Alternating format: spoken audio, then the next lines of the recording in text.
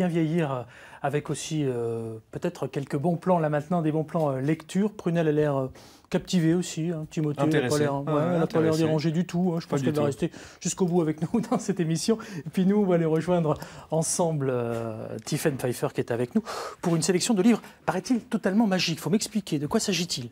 Alors, pourquoi sont-ils magiques, Pascal? Eh bien, parce qu'ils ont quelque chose en plus. Vous voyez, il y a le livre, celui-ci s'appelle Cendrillon. Il est de Lucia Calfa-Pietra, c'est publié au Seuil. Vous connaissez Cendrillon, ouais. Vous vous dites pourquoi offrir Cendrillon à ses enfants? Eh bien, parce que déjà, les illustrations sont magnifiques, ouais. Mais aussi parce qu'il y a ce carrousel, regardez. Vous le voyez, avec des personnages. C'est ton émanage, ça, non? Et oui, il y a plusieurs pièces, donc 4 pièces, et puis des personnages en carton. Alors, la belle-mère, voilà, qui se transforme en marraine, la marraine de Cendrillon, évidemment.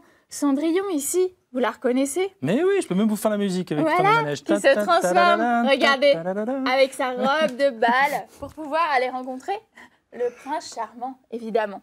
Alors, vous le voyez, c'est très amusant. Ça plaît aux enfants à partir de 3 ans jusqu'à 8 ans. Et ce concept est sympa, puisqu'après, le carrousel se replie. On range le livre, on range les petits personnages. Ça finit dans la bibliothèque.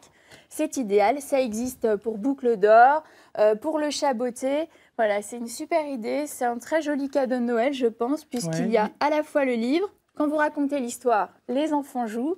Voilà. Et puis il y a des choses à découper, j'ai vu des ciseaux là. Et oui, bien sûr, parce que il faut continuer à meubler la maison.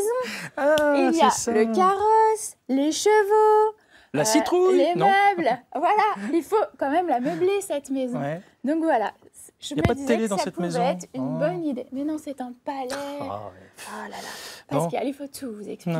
Vous ne trouvez pas ça magique? Je trouve ça magique. Mais vous savez ce qui serait encore plus magique? Oui. C'est que en claquant des doigts, la lumière se baisse et que nous découvrions une autre belle découverte. Je ne sais pas si Prunelle sera d'accord. Vous pensez que Prunelle sera d'accord? Je le pense. Timothée, ouais, je crois bien. Léa? Oui. Oui, on va essayer. Attends, je me concentre. Voilà, Je me concentre pour essayer de faire baisser la lumière. Et si nous baissions la lumière, nous pourrions nous retrouver dans un grenier. Elle est pas belle, la vie? Un grenier. Ouais. Celui de Mona Leleu. Et elle, ce qu'elle voulait, c'est travailler avec de l'encre magique.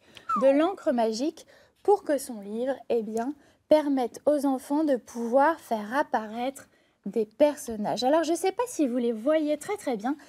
Si, c'est super. Voilà. Et ça permet, en fait, de rajouter une touche de magie à cette histoire, puisqu'imaginez que vous êtes un petit garçon et vous vous lancez dans l'exploration du grenier de votre maison. Et là, soudain, eh bien, le grenier s'anime. Vous découvrez des boules de Noël, évidemment, mais aussi des instruments de musique oubliés, les chaussons de danse de votre maman, des guirlandes, vous le voyez. C'est géant, ça. Et c'est absolument magique. Bon, on va rallumer la lumière. Voilà. Donc, je vous conseille ce livre. Debout. J'ai adoré. En plus, ça plaît aux enfants, donc à partir de 5 ans, on va dire, parce qu'il faut quand même manipuler la petite lampe.